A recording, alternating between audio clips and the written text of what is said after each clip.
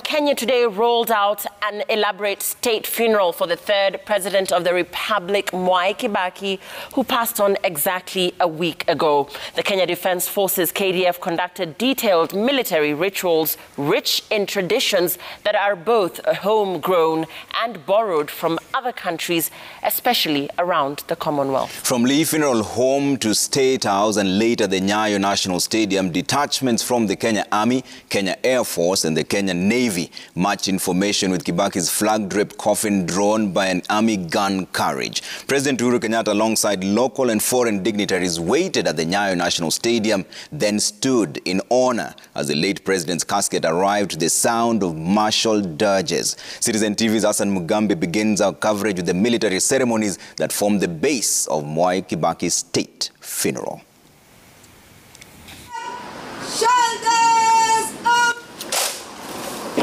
The lingering drizzle of a chilly Friday morning characterized the early stages of the elaborate military rites rolled out in honor of Mwai Kibaki, the third president of the Republic of Kenya, who died Friday last week. The Kenya Defense Forces stuck to their schedule, collecting the remains of the late president from Lee Funeral Home. A procession then followed, with the hearse driving down Valley Road, with vans carrying members of President Kibaki's family following closely. The procession then headed to State House, Nairobi, with Brigadier Jeff Nyaga commanding the military funeral party made up of senior KDF officers of the ranks of colonel. At the steps of State House, President Uhuru Kenyatta and First Lady Margaret Kenyatta stood to receive Mzee Kibaki's casket.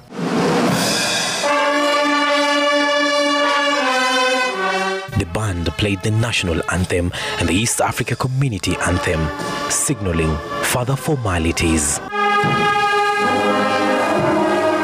A rendition of It Is Well With My Soul escorted Kibaki's casket, draped in the national flag, into the columned foyer of State House. And then military chaplains conducted a short prayer session in honor of the man who for 10 years occupied this house as the President of the Republic of Kenya.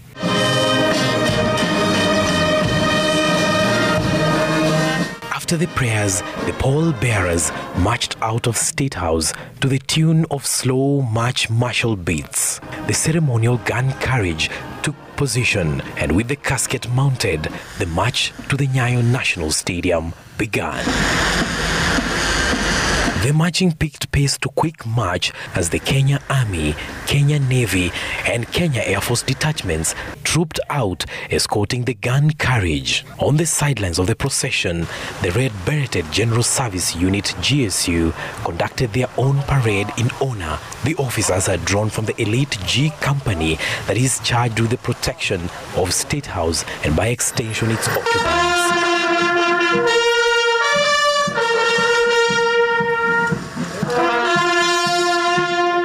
The GSU officers, all dressed in ceremonial gear, gave their final salute to the former State House resident.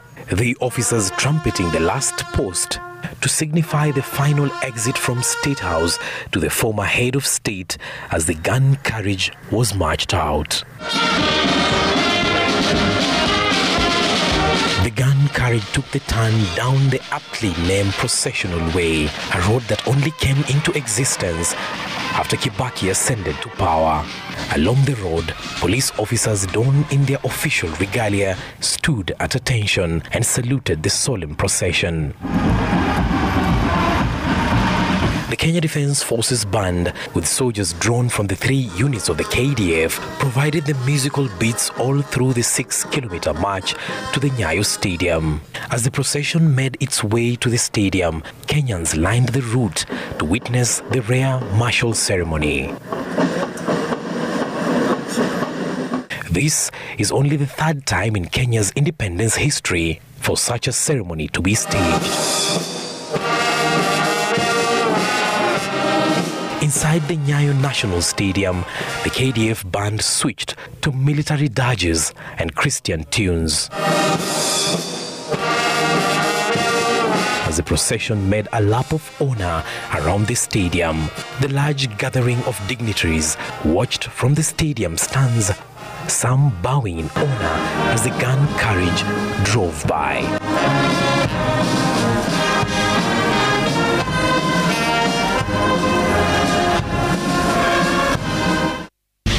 Full military honors for a man who dedicated his life to public service and served to the heights of Commander-in-Chief of the Defense Forces.